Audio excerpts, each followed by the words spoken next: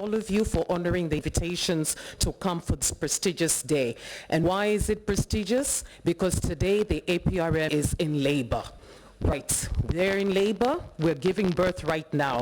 It's giving birth to the first series of conversations that the APRM will be having with the civil society on their perspectives on implementing the APRM national action plans and linking the APRM evaluations to early warning for conflict prevention interventions. You didn't know it, but you're all medical practitioners today in birthing the first of a series of conversations to be had. It's the very first one. It's the foundation, henceforth very important, and we're very grateful that you all make time to come for this series.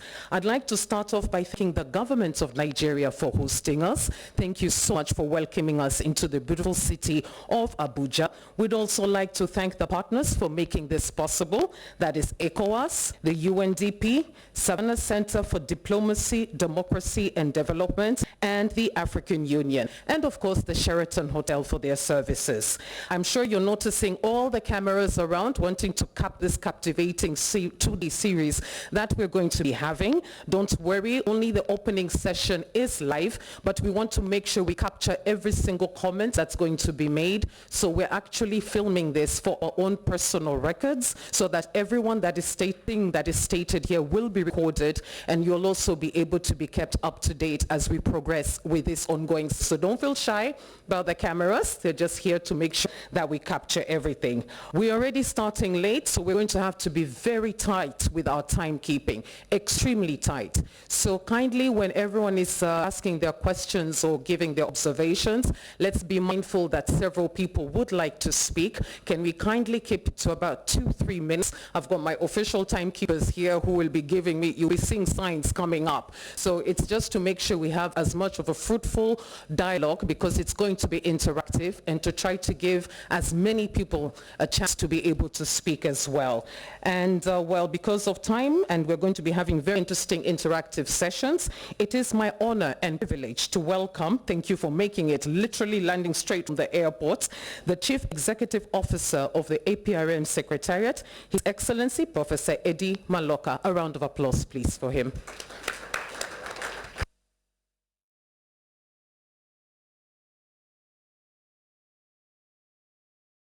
If you wish, you could all come and stand and speak from here, whichever is comfortable for you. Hello. Thank you very much, Director of Ceremonies. That microphone is, well, you can see it's custom made for you. It's beautiful for me to go there. So if you permit me, I would like to leave it in your good hands, and thank you very much for all the wonderful things you said about this event. We are grateful to Professor Gambari. He is actually the one who should be taking the course for bringing us all of us here. He's a member of the panel of eminent persons, but we also know him as a great Nigerian, but we have also stolen him to be on the panel of eminence, and so he's here in that capacity. But I also have a personal interest in this because he's my mentor. So we are very grateful, Prof, that finally you have brought us here to discuss this important topic that is bringing us together here. And then of course our sister, she's well known to yourself, Ambassador Adiza. She's the special advisor to the chairperson of the commission on issues of peace and security. She were in Addis Ababa at the summit, and she did indicate that she will be here to lead in this discussion of this issue from the front. Thank you very much, my sister, also for being here. And my own brother, who was the the rest rep for the UNDP here, brother Mohamed Yaya. We always meet in the corridors, we always meet and talk about Africa, so we are here also to listen to you. Your Excellencies, representing the security agencies of the Federal Republic of Nigeria, Excellencies who are here from different divisions of this great army, the Chief of Staff, Deputy Commissioner of Police, Nigerian Air Force, Vice Admiral of the Naval Staff. We're expecting the Excellencies from the ECOWAS leadership and other personalities. Let's also recognize Excellency Madam Mary Shineri, yes, a member of the AU Friend of the Panel of the Wise, The former Foreign Minister of Senegal is also here, His Excellency Aprm, and yourselves, everybody who's here. If I didn't recognize anybody, I'm from South Africa. It's a practice in South Africa among the Xhosa speaking people who have been kind enough to allow me to marry among them. If I have offended you, I owe you a sheep.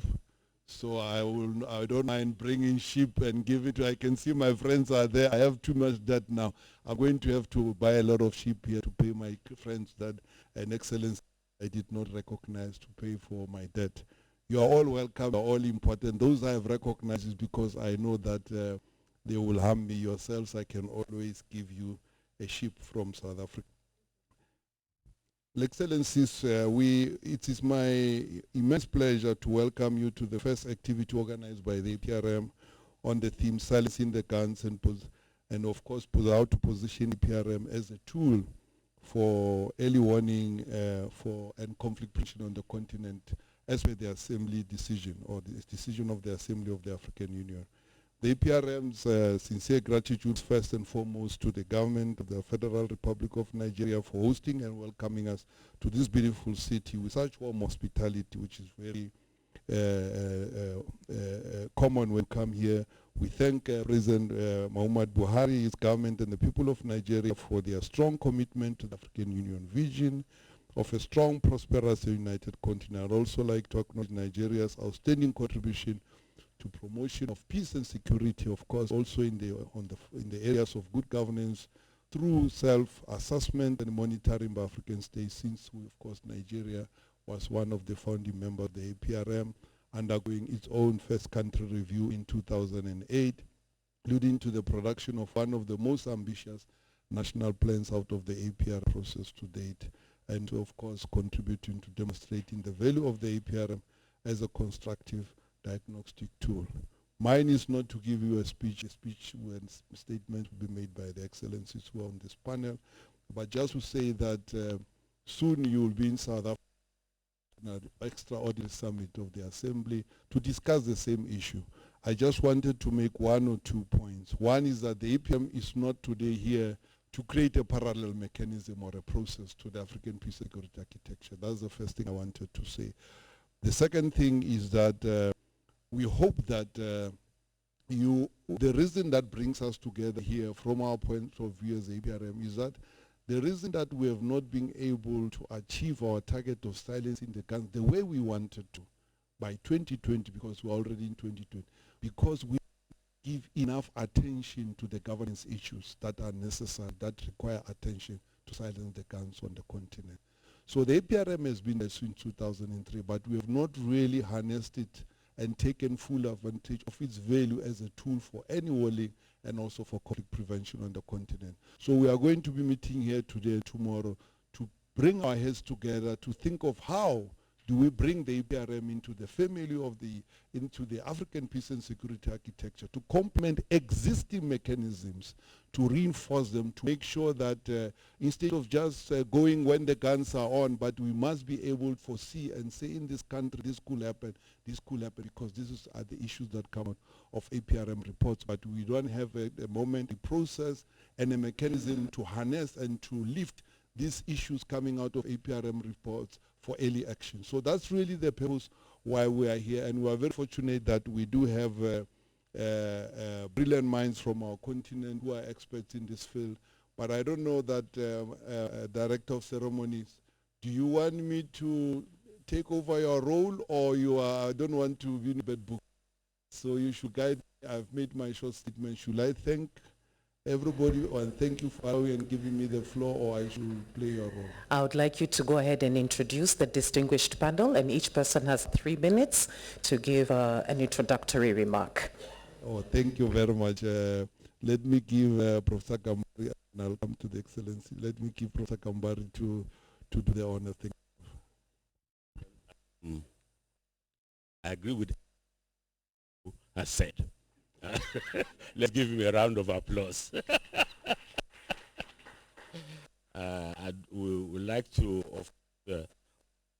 the beautiful bride that we've been waiting for, which our own sister, who is the Ambassador Finda Kamara, the Vice President of the Economic Commission of West Africa. So you are very welcome. And of course, to my immediate left is my own little sister. I'm very proud to be able to call her that. That's some of the privilege of an old man like myself. But she's an accomplished lady, Excellency Ambassador Hadiza Mustafa, the Special Advisor to the Chairperson of the Commission of African Union for Peace, Security, and Governance. And to her left is somebody who is valued for his own expertise, Mr. Mohamed Yaya, the UNDP resident representative in Nigeria. I want to thank him for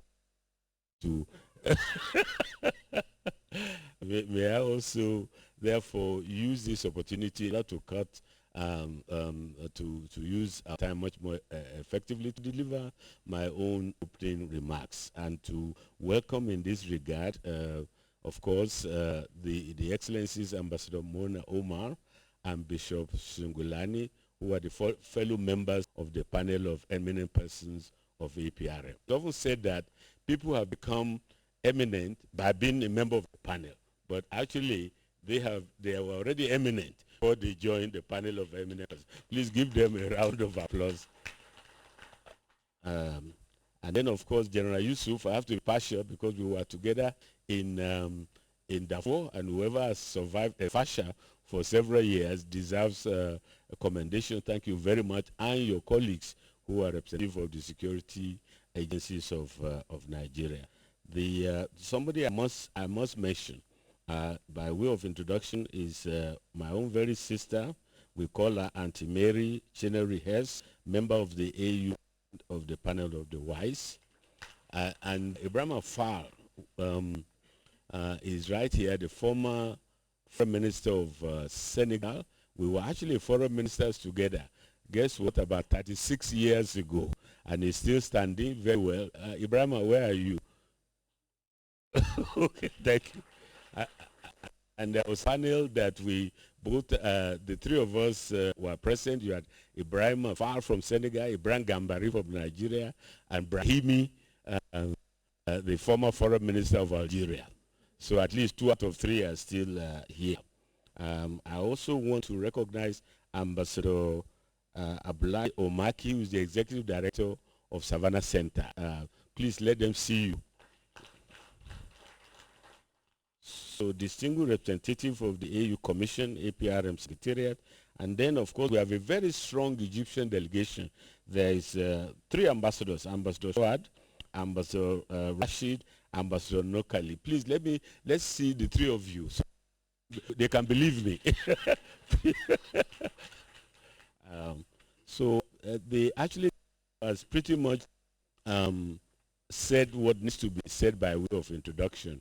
This idea of having a workshop to take place here and to discuss the role of civil society, African civil society, in conflict prevention was authorized during my my watch as the chairman of the chairperson of the APM panel of eminent persons, because we believe in 2 main things. First, that if we borrow the language of the UN Charter, of which of course all our countries are members, the UN is an governmental organization, but if you look at the preamble to the charter, it began with "we the peoples," of the United Nations. So similarly, I think we have to return to the idea of we the peoples of African continent and get the civil society and others to be more involved in what should be a principal concern of the continent, which is not just conflict management, not just peacekeeping, but conflict prevention. We already have too many conflicts in our continent, so the emphasis should be to prevent new ones while trying to resolve existing conflicts, to prevent new ones joining them for 2 main reasons. First, peacekeeping extremely expensive. In Darfur, where I had the privilege of heading that mission, at the height of that mission, we were spending $1.8 billion a year. Just one peacekeeper. There are several of them in the continent.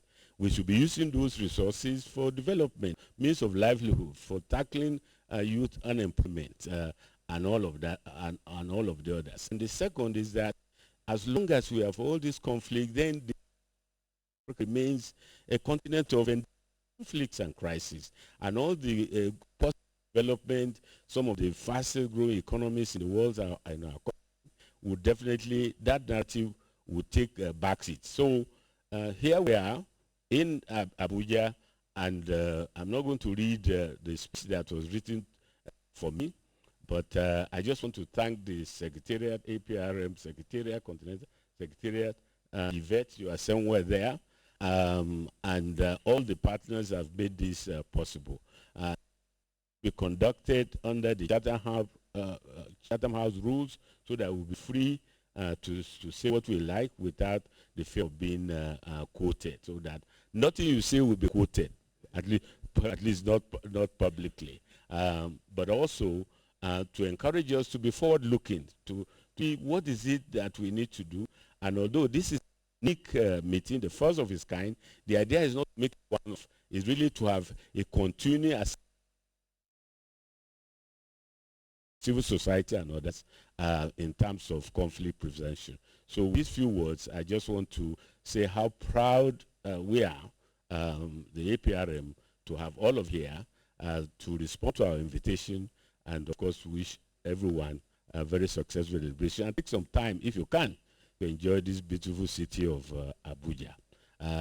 As a Nigerian, I'm free to say that I prefer this city a lot more than Lagos. So those of you who came from Lagos, including our CEO, knows precisely what we're talking about. So take your time to enjoy this city, and you'll be able to also see, for those who are coming here for the first time, that the resource of Nigeria is not all the solid minerals, but the people of Nigeria. So on their behalf, I welcome you all. Thank you very much.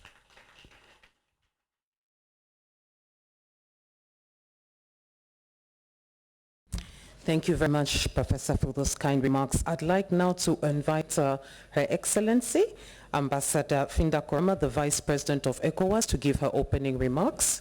You're welcome.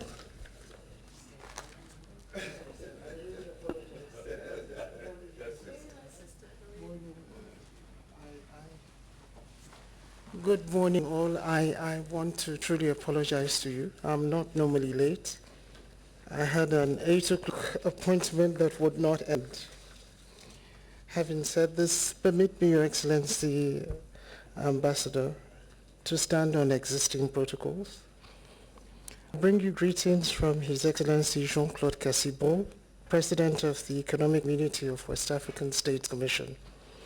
I'm delighted and honored to be part of this august assembly that has been convened to deliberate on the operationalization of the preventative role and mandate of the African Peer Review Mechanism, APRM, in line with the decision of the 30th African Union Assembly of Heads of State and Government that was held in January 2018, which seeks to position the APRM as an early warning tool for conflict prevention in Africa.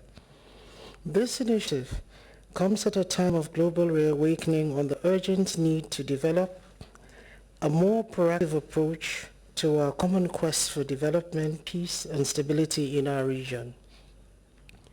Please allow me, therefore, to express profound gratitude to the panel of eminent persons for convening this workshop and for bringing together a sterling and reputable group of participants.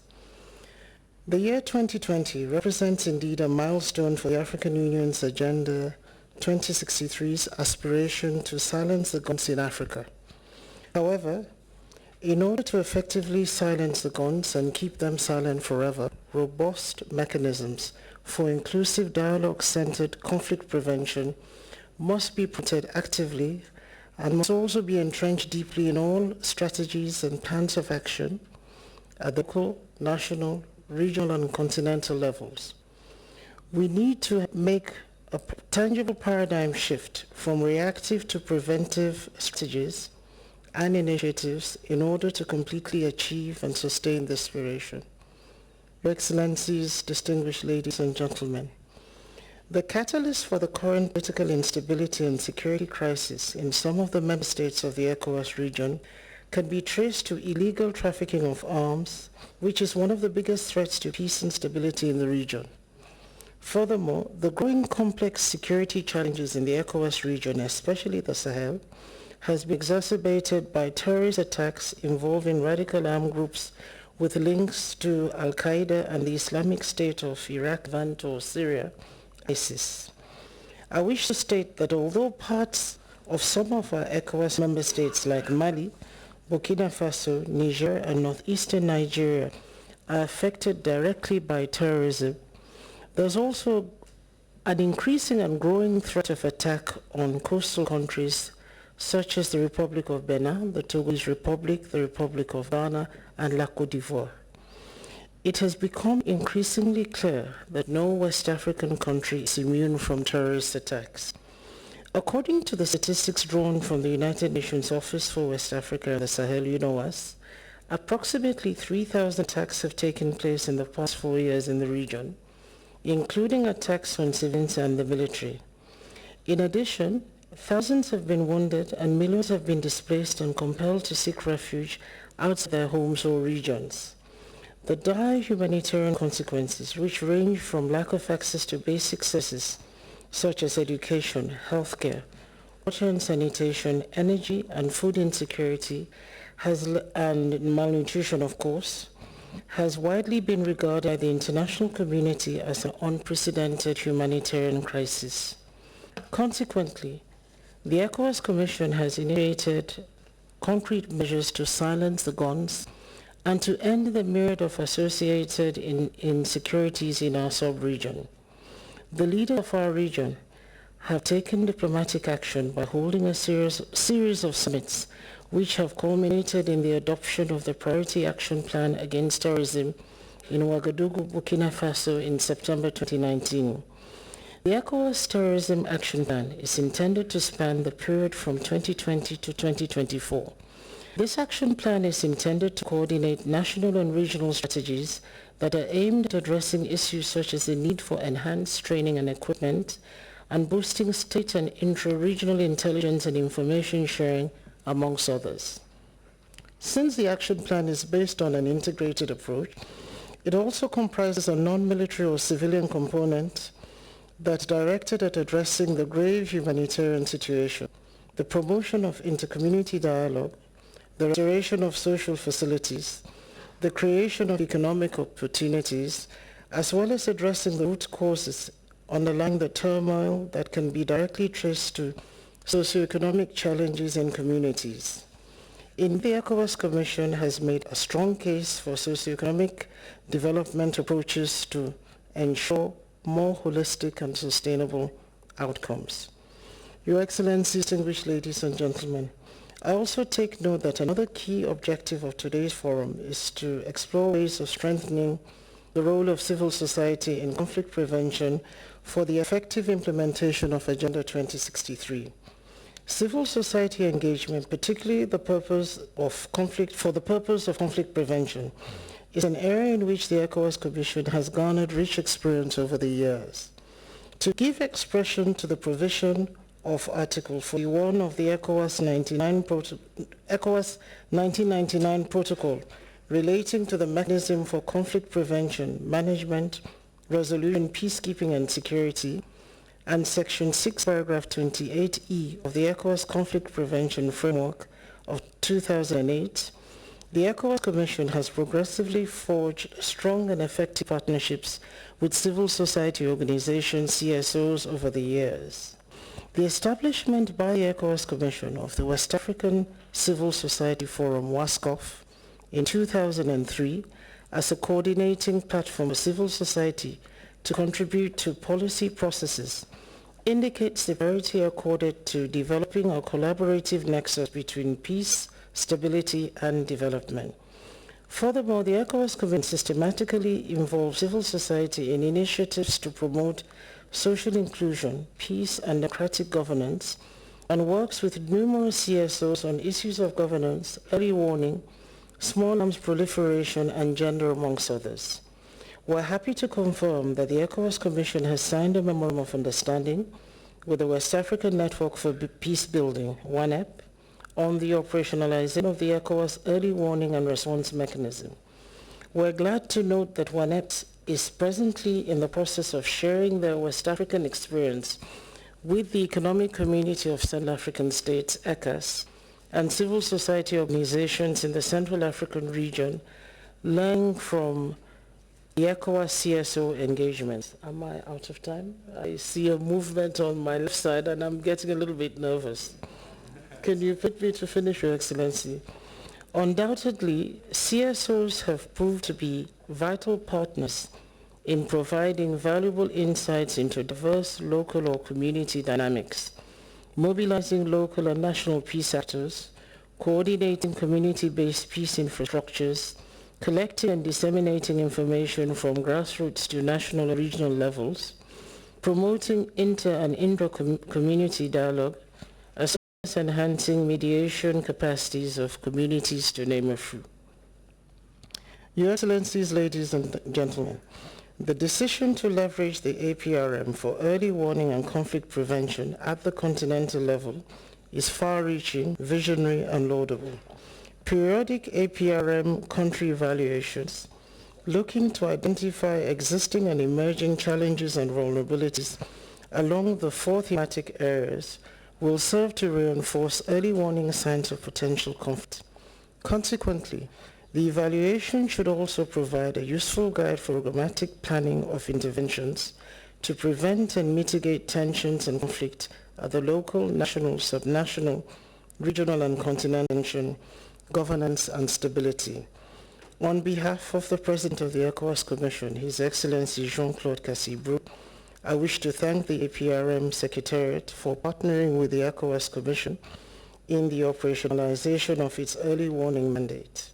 May I actually congratulate you and note that our respective and collective efforts to permanently silence the guns, prevent conflict and entrench governance for a peaceful and prosperous continent will actually be successful. Let me close by wishing all of you very fruitful deliberations and a successful workshop. Thank you all for your kind attention. Really, I apologize for taking your time, but the movement here made me nervous. I really, and I was not concentrating. Thank you. I apologize, Your Excellency.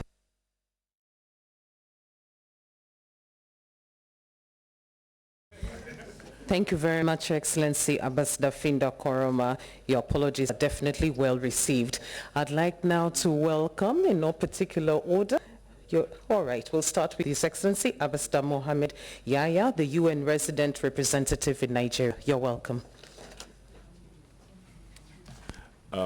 Thank you very much, Excellencies, Vice President Koroma of ECOWAS, Professor Gambari, Ambassador Haditha, and our own Chief Executive Officer of APRM. I'm extremely pleased to be here to be making this opening remarks on behalf of UNP at the launch of the APM Early Warning Tool for Conflict Prevention and Civil Society. We obviously at the UNDP believe and have been supporting the APRM for years, and I'm really delighted to see the progress that has been made under our own professor. I remember when you first took over, the energy you brought to the APRM was palpable, and I think it encouraged many others to continue to support and work with the APRM. The achievement of the Africa We Want agenda is really important, but also it can only be achieved if the legal framework are domesticated, owned, and fully implemented. As espoused in the Continental Agenda 2063, the Africa we want is one that is prosperous, based on inclusive and environmentally sustainable growth, an integrated innovation that is based on the spirit of Pan-Africanism, characterized by good governance, democracy, respect for rule of law, and a peaceful society that is secure with strong cultural identities, values, and ethics. Those normative frameworks which aim to advance the good governance have invariably become a bedrock on which sustainable development will be established. In other words, good governance becomes the glue for other development objectives. Aprm, this is a mandate now you have to track, report on member state compliance with adopted standards and codes. We believe that the Sustainable Development Goals, within the Sustainable Development Goals, there's a long-standing truth that there will be no peace without development, no development without peace, and neither without respect for human rights. Implementation of these commitments further provides an integral link to ending poverty, improving the conditions of our people. So we strongly believe that what you are doing here today and the governance agenda that is being pushed by the Aprm are the foundations for this continent to achieve its goals. Silencing the gun or guns that does not rest with government alone.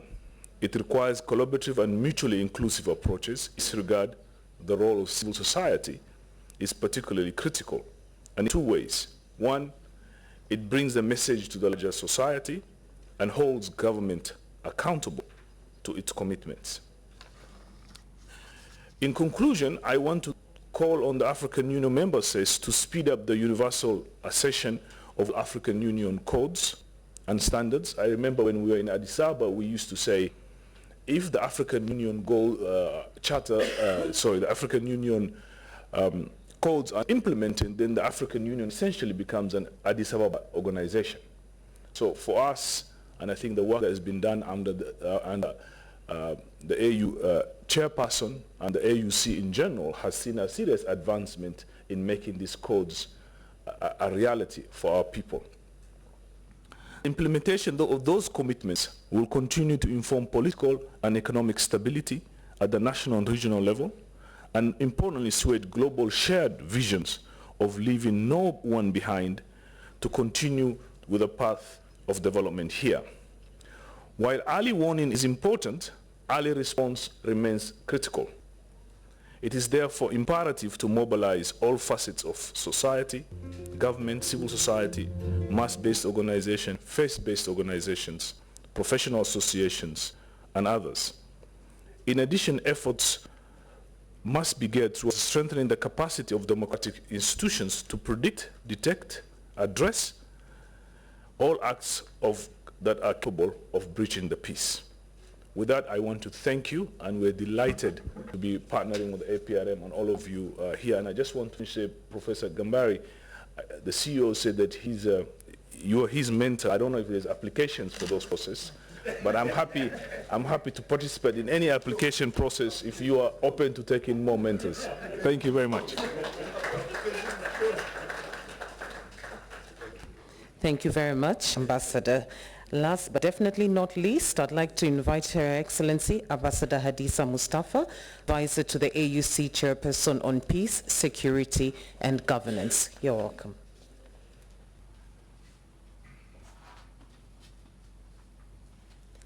Thank you very much.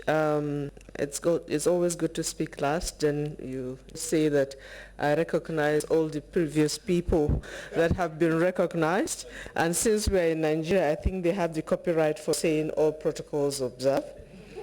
But I would be remiss in not recognizing my big brother, who is the outgoing, I think, chair of the eminent persons. And also allow me as a friend, Ambassador Mona Omar, a friend for, I think, past 4 years. We were rookies, yes. Why am I saying 40 years? No, we were only 10 years when we were in London as young diplomats. Mona, welcome home. I also want to recognize my sister, the Vice President of ECOWAS, because proud, all ladies here. I definitely want to recognize and thank our CEO, indefatigable CEO,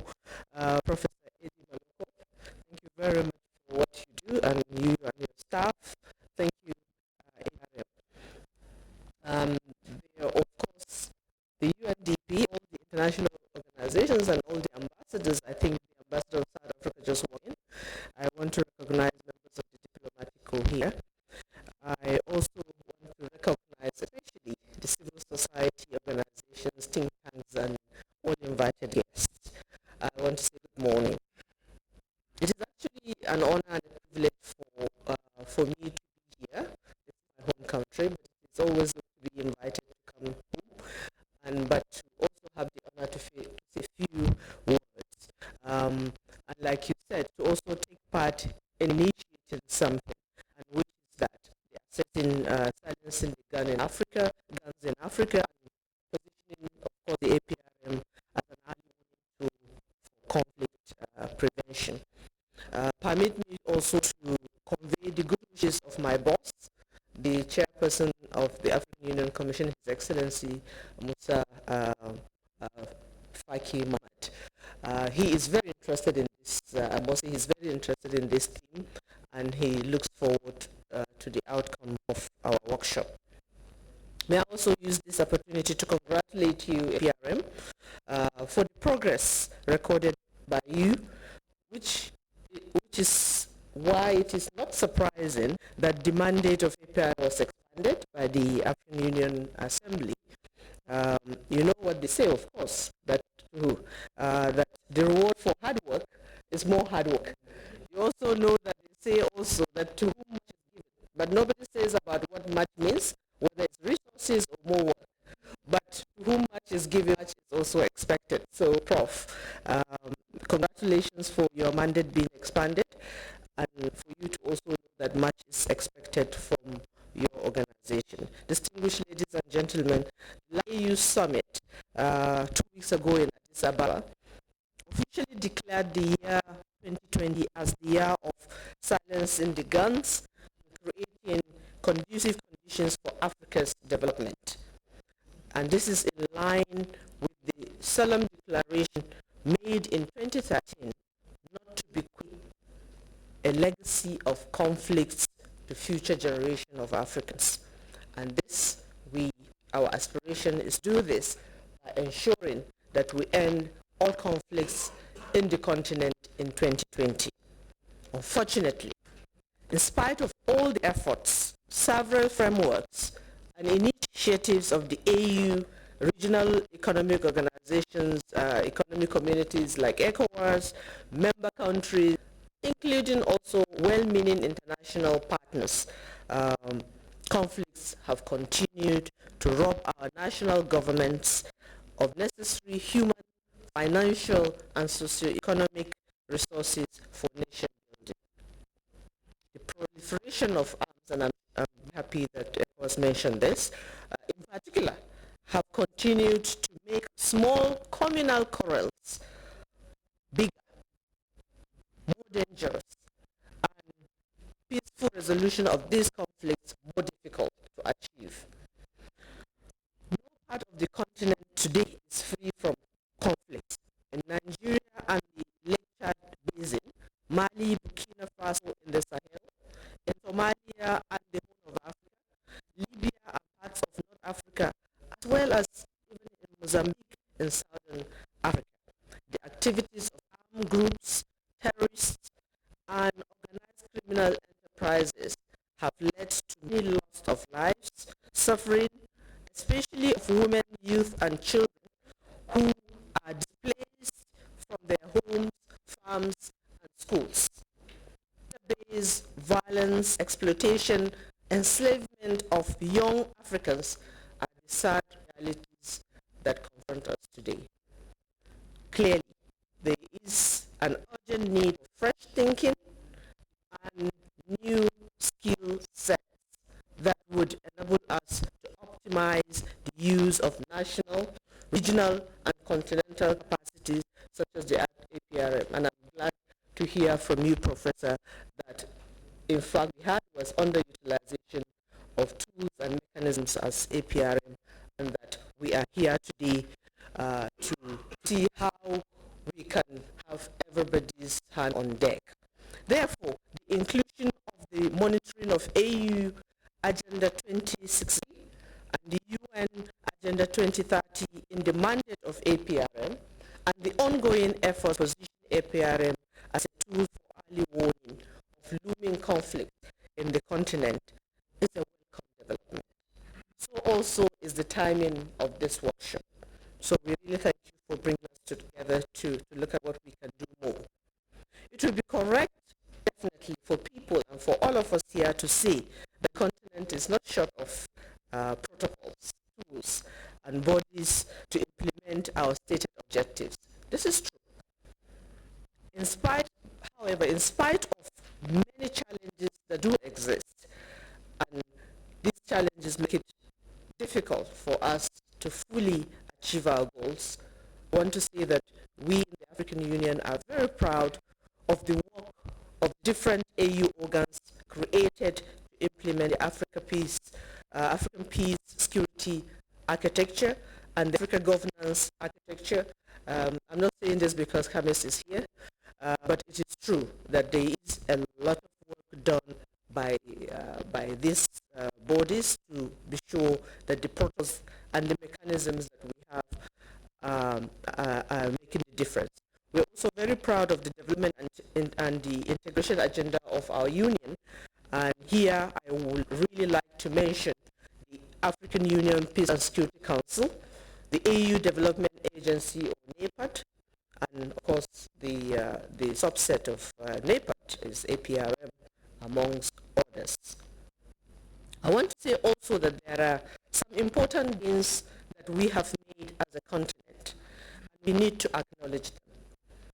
In the area of conflict prevention, the ongoing reconciliation efforts and preventive diplomacy between Eritrea and Ethiopia, and the peaceful resolution of the situation in Sudan are some of our celebrated cases today.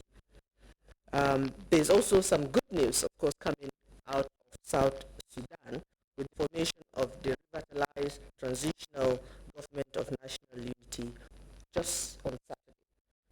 However, in my view, I think that if you ask me, I think Sudan should definitely provide a good case study of the themes of this workshop on conflict prevention because of the examples that we see every day of how they need to manage transition, how they need to manage vulnerability and fragility, because even though the conflict is resolved, we are not out of the woods in Sudan. So I think this is a very good case study. And in Sudan, as in everywhere in Africa, or as in a post-conflict situation, the expectations of the citizens are also high. And we need to manage all of that in order not to lose the gains made and to risk going back to conflict. So I am throwing a challenge here as we continue in the 2 days that we should definitely, and the civil society is quite good with this, to definitely look at some of the case studies, and I'm proposing that Sudan is one. We are very, very, very much occupied, the chairperson is very much occupied seeing that the gains that we made in Sudan is not lost. One of the biggest problems, of course, in Sudan is the issue of the economy itself. The economy itself. I mean, somebody mentioned here that there is no peace without development. So definitely, after being on the street and getting where they are in Sudan, and the economy is so difficult, we run the risk. And so one of the things we are doing right now is to be sure that the international community, and especially the United States, lifts the sanctions on Sudan, because we feel that this is one way of helping that country to continue on a positive trajectory. So like I said, Sudan is a good example. Nonetheless, after saying all of that, I think that we need to do more to meet the growing legitimate expectations of the citizens of this continent, deal with new and evolving national, regional, and global challenges, and achieve our aspirations for Africa to take its rightful place in the world stage. And this is absolutely possible in our lifetime. Aprm, our own, I call you our own conscience, can deliver on many of these if we truly sign up to it. ratify the agreements. I think that you're still not full house yet. It's not everybody who is signed up. And we like to, everywhere we speak, encourage member countries to ratify and to also abide. It's not only to ratify, but we have to also abide by the contents of agreements that we make. The next 2 days is crucial because we get to hear from the voices of the civil society and think tanks. I wish the workshop early listening. Some said early warning and early actions. I think we need to put something in the middle. There should be early warning, early listening, and then early action. So I wish the workshop early listening and early action, as I conclude with a quote from one of my second to Savannah, of course, think tank, which is the Institute of Security Studies. I wish to make a small quote from there. They have a report they title Reality Check, Africa's Bid to Silence the Gun, and this report is dated 22nd August 2019. If the author is here, you can raise your hands and get acknowledged. And the code is, the one thing that the AU and its member states have in both their power budgets to do is to enforce the AU's own stated values of democracy, human rights, respect for the rule of law, and good governance. That will be a good place to start in order at least to nip future conflicts in the bud. And I will add that not only nip future conflicts, but to make sure we do not revert back to conflict. Thank you.